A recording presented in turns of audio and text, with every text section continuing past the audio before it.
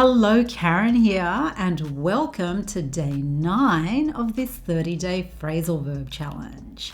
If you're new here and would like to learn more about this challenge, then please watch my day 0 video. I'll put a link to that video up here and also down in the description box below. But of course, you're more than welcome to just watch this video and learn a new phrasal verb today. And if you are part of my 30-day challenge, then you're probably sick and tired of listening to the guy in today's video. And to be sick and tired of someone or something, or to be sick of someone or something, this is an idiom, and it means that you've seen or heard this person or thing so many times that you just don't want to see or hear them again. So yes, we're listening to the same guy again, and I think this is the 3rd time that we'll be listening to him.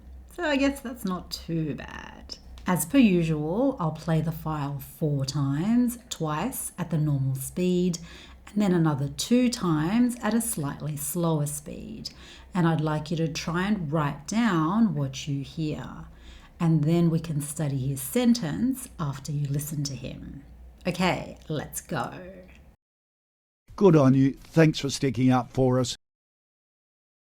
Good on you. Thanks for sticking up for us. Good on you. Thanks for sticking up for us. Good on you. Thanks for sticking up for us. Good on you. Thanks for sticking up for us. Good on you, or you might also hear good for you. You use this when you're really happy for someone because they did something really well, or because they've decided to do something that's exciting or scary that will take them a lot of courage to do.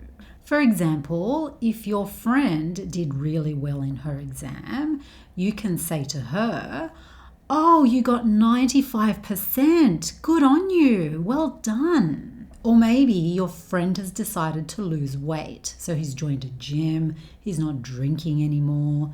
He's completely changed his lifestyle, so he's actually started to lose weight. So you can say to him, "Oh, good on you for making these changes to your lifestyle." Okay, that sounded too formal, and you wouldn't actually say that word for word to your friend. You'd probably just say, "Good on you, mate." But hopefully you get my point. Now, having said that, another way that this is used, and it might be the more common way that it's used in Australia, is to use it in a more sarcastic way, when you say something that is actually the opposite of what you mean. For example, if your friend poured salt into his coffee instead of sugar, you can say, "Good on you, mate, nice one." Obviously, you're not saying "good job" or "well done."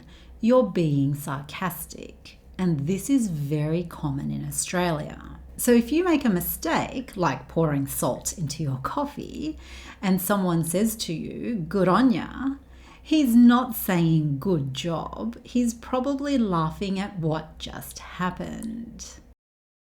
Good on you. Thanks for sticking up for us.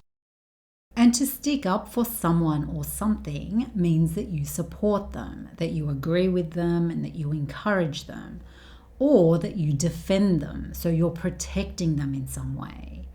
And sometimes you might be the only person, or one of the very few people, who will support them or defend them. So if we see someone being treated badly, for example, then we should stick up for that person and make sure that they're okay. Or maybe a friend says to you that they will stick up for you, but you don't want them to, or you think that you can defend yourself.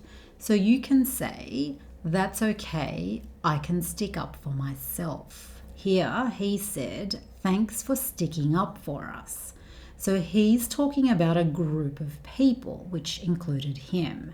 So someone was defending this group of people. Someone was supporting them in some way. So he said, "Good on you." So good job or well done. Thanks for sticking up for us. So thanks for defending us, or thanks for supporting us. If you found this video useful, then I would love it if you gave it a thumbs up. I would really appreciate it.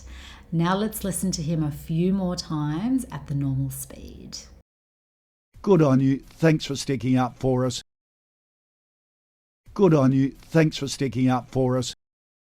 So today, just like yesterday, I'd like you to write a story. I'd like you to write about a time when you defended someone, or maybe it was a time when you wanted to stick up for someone but didn't. Who was this person? Who else was there? What happened? And why did you have to stick up for this person? Or why didn't you? And don't forget to practice saying all the sentences in your story. So now I'll leave you to write your story. Thank you for joining me for day 9, and I shall see you back here tomorrow for day 10.